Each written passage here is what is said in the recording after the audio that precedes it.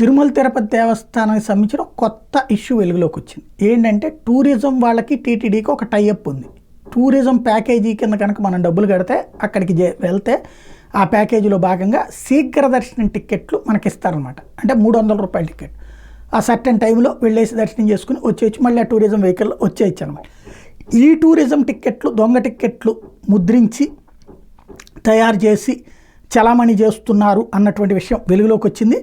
చెన్నైకి చెందిన మోహన్ రాజ్ అనే భక్తుడు సోమవారం దళారి అమృత యాదవ్కి టికెట్ల కోసం సంప్రదిస్తే అతను 4 పాత టికెట్లు కలర్ జిరాక్స్ తీసి సీరియల్ నెంబర్ మార్చి 11,000కి అమ్మాడు. క్యూ కాంప్లెక్స్లో తనిఖీల్లో ఆ టికెట్ నకిలీవని తేలింది. స్కానింగ్ కేంద్రంలో పనిచేసే రుద్రసాగర్ నకిలీ ఎస్సీడీ 300 రూపాయల టికెట్లను స్కానింగ్ చేసినట్టు నటిస్తూ మోసగిస్తున్నట్టు గుర్తించారు.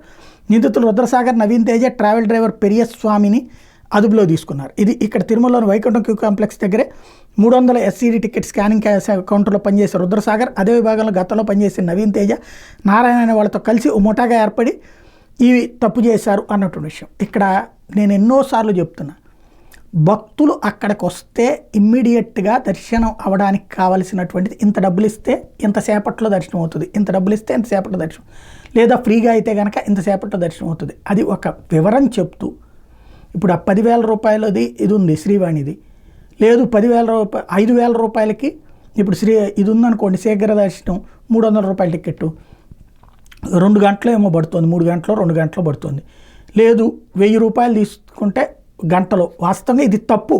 అంటే అలా డబ్బులకి అమ్మేసుకోవడం ఏంటి దర్శనాల. కానీ భక్తుడి యొక్క అవసరాన్ని అడ్డు పెట్టుకుని మధ్యలో బ్రోకర్లు తింటున్నారు. ఇక్కడ బేసిక్గా టికెట్లు తీసుకోవట్లేదా, టికెట్లు తీసుకుంటానే ఉన్నారు కదా.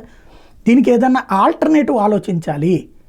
ఆన్లైన్లో బుక్ చేస్తున్నారు, కానీ ఈ ఆన్లైన్లో డైరెక్ట్గా భక్తులు వచ్చి బుక్ చేసుకునేది తక్కువ ఉంటున్నాయి, మధ్యలో బ్రోకర్ల ద్వారా నడుస్తుంది. దీనికి ప్రత్యామ్నాయం అక్కడ కౌంటర్లు ఏర్పాటు చేస్తారా ఏంటనేది ఆలోచించాలి.